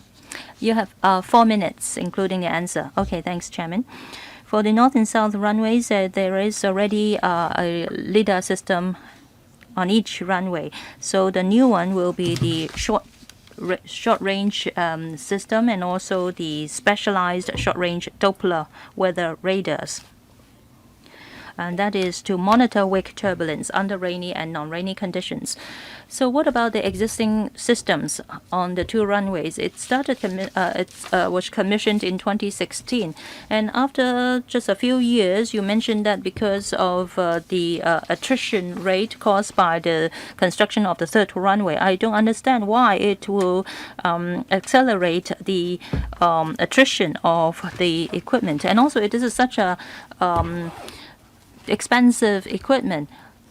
How come its service lifespan it's only as short as 8 years? Perhaps, well, I don't know about this. I may be ignorant, but then please explain to me. It's only 8 years, right? Do you have to replace it altogether after 8 years? It's such an expensive piece of equipment.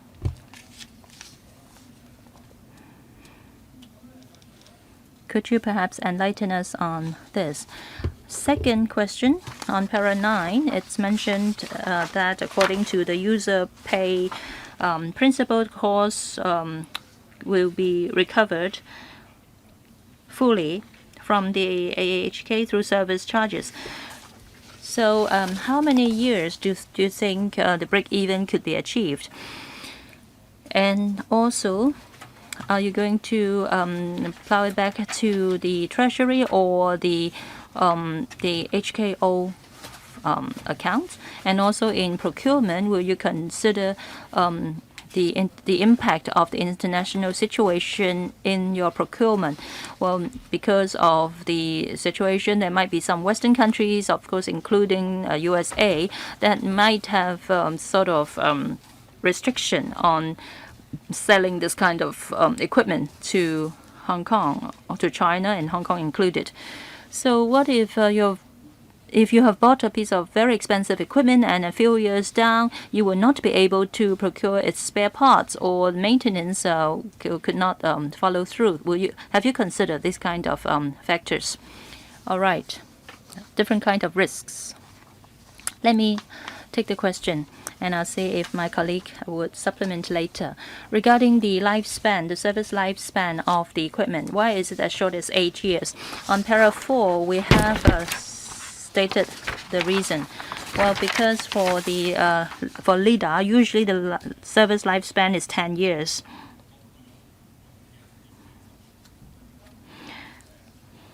But why is it that we have to replace it after it is used only for 8 years?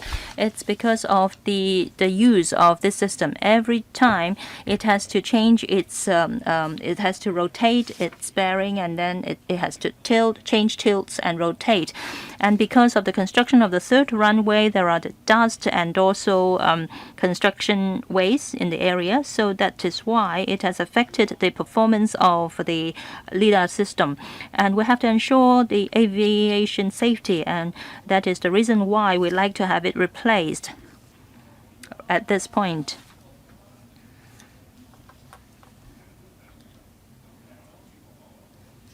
Regarding the calculation of the break-even year, we suggested to procure the systems, and there are different pieces of equipment. They have different lifespan. For instance, for the long-term system, the lifespan is 10 years in general. And for the short-range Doppler system, the lifespan is about 5 years. So according to its design, we will calculate its usage lifespan and calculate the break-even year. We will come to LegCo to apply for funding for the procurement and installation of the equipment. But then for the recovery of the cost, it will be done through the HKAA. And regarding the last point, will there be embargo of certain spare parts or the equipment because of the international situation. In fact, this kind of equipment is not related to the military equipment. So we have experience in the past, and no special import permit would be required. So these are not kind of military or sensitive equipment. So it will be procured through open tendering process. Of course, we will pay attention to the situation. This kind of procurement will be conducted through open tendering, and the existing systems, the LiDAR system used in the airport right now, was produced in Japan, and there were different suppliers in different countries providing the equipment and its spare parts. So our tendering process will be open, and we will ensure that the supplier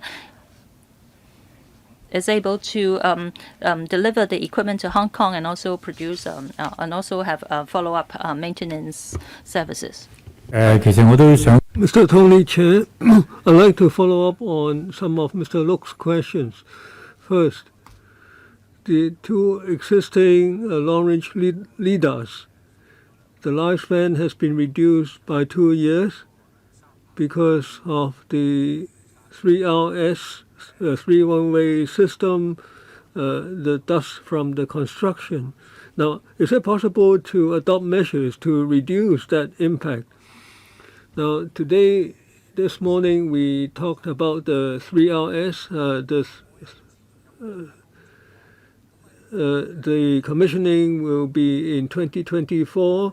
I don't know if other works are involved, so that the lifespan would be reduced by another percentage. Now, you mentioned the user pay principle. The AAHK will pay the fees to the Treasury, and the cost recovery period, how long will that be? Now, if the equipment lasts for the design lifespan, that would be ideal, but if there are external factors, then are there ways to reduce that impact? Now, as mentioned earlier, the LiDAR keeps revolving, and then there's a camera lens through which the information is gathered, so the lens is exposed. So because there's reclamation, so there's dust that will impact the camera. Now, we adopted many measures such as cleaning the lens more frequently, providing shields, but the situation cannot be totally avoided. And as mentioned, the LiDAR, at the beginning of 2016, it was last changed. So by 2024, it would be changed again. So the shortfall is less than 2 years. Now, as for full cost recovery, the depreciation relates to the purchase cost divided by the design lifespan. Now, for ordinary long-range LiDARs, the lifespan usually is 10 years, so we divide the cost by 10, and every year we recover 1/10 from the AHK.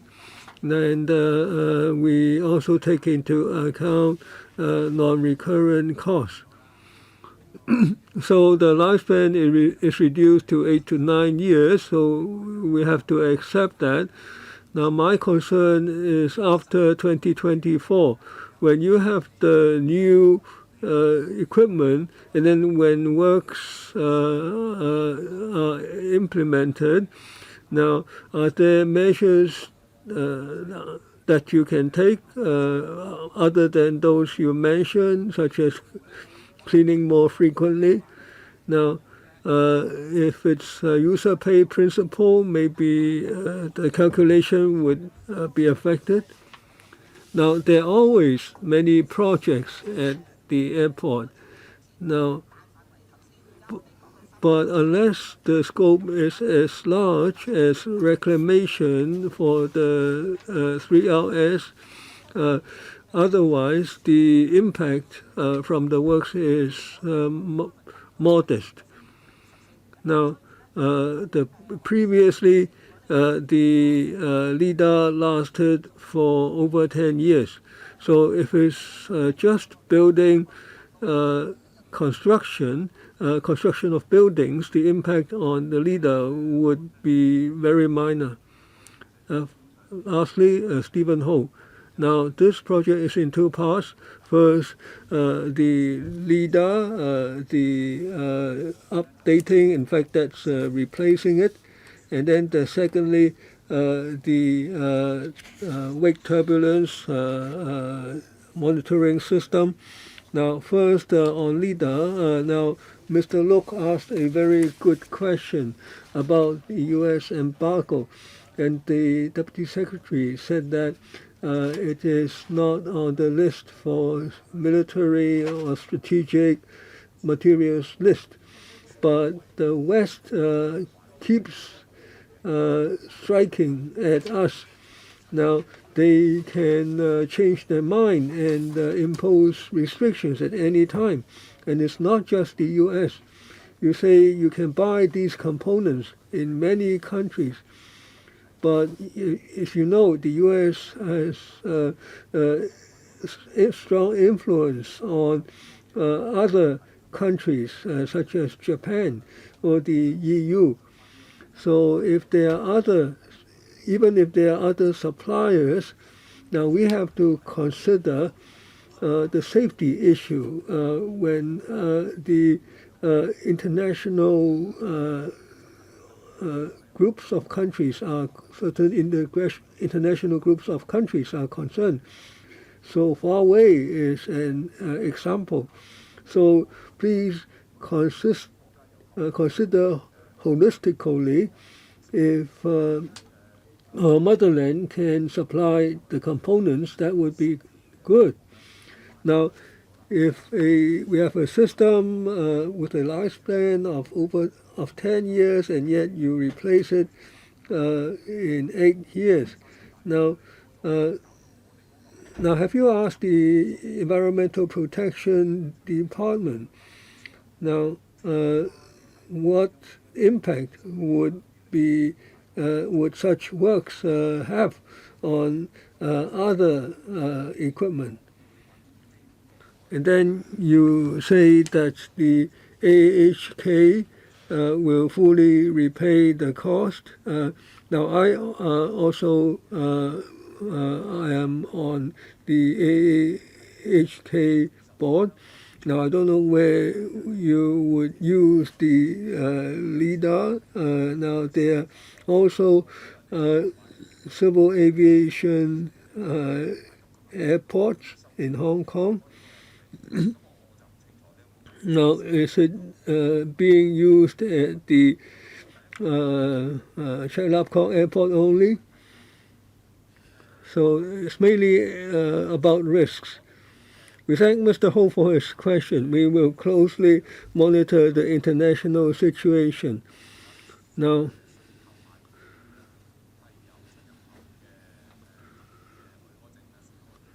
the equipment that we are purchasing does not require export permits.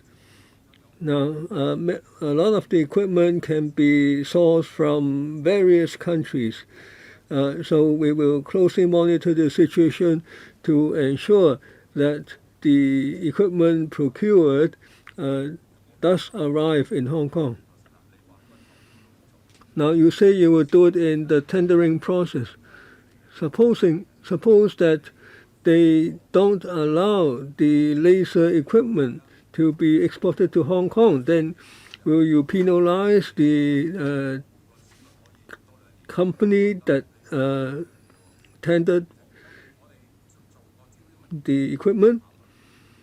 Now, of course, we will consider these factors in drawing up the tendering document. Now, on the dust issue, now the main question is that the long-range light detection and ranging systems. Now, as our colleague explained, there's a camera lens that's being exposed and it's revolving all the time, so it suffers more from dust. Now, the 3RS involves a major reclamation exercise, so this piece of equipment is may impacted in a very major way. But this is not the case for other equipment used by the observatory. Now, if the dust or sand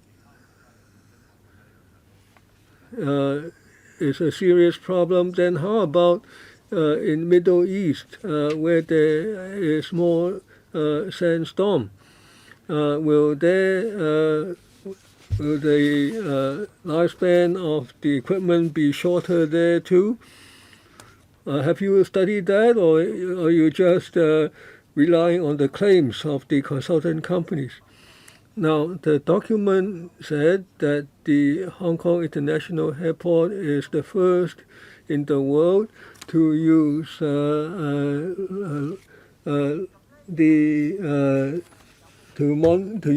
lidars to monitor wind shear in rainy weather, and other airports have adopted the same approach using long-range laser systems.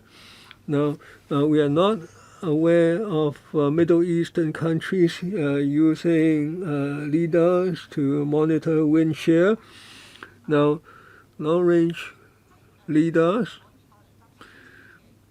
are only one type of equipment for monitoring wind shear. Now, different airports choose their equipment for monitoring wind shear. So it's not the case that all the airports in the world install this same type of equipment. Now, our airport, as members mentioned,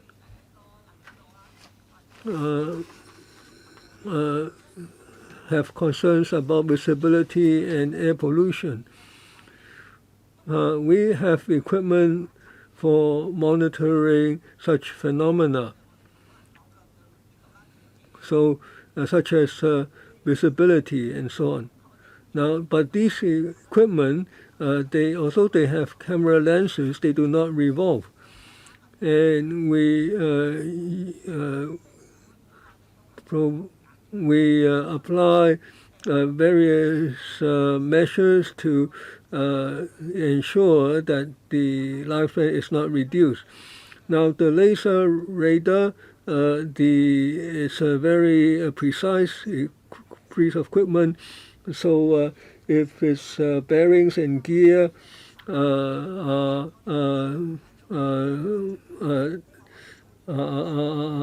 suffer wear and tear, then the lifespan would be reduced. We just don't want them to buy the wrong equipment.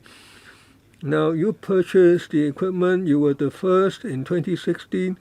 Now for in the past few years, there may be airports elsewhere that also suffer from sandstorms.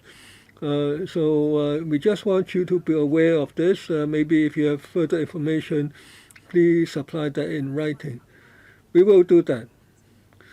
We will see whether there's information on the practice in other countries. We thank the administration for answering these questions. So we will not object to further this proposal to the Finance Committee. Okay, thank you. for attending. AOB, no AOB. The meeting is adjourned. Thank you.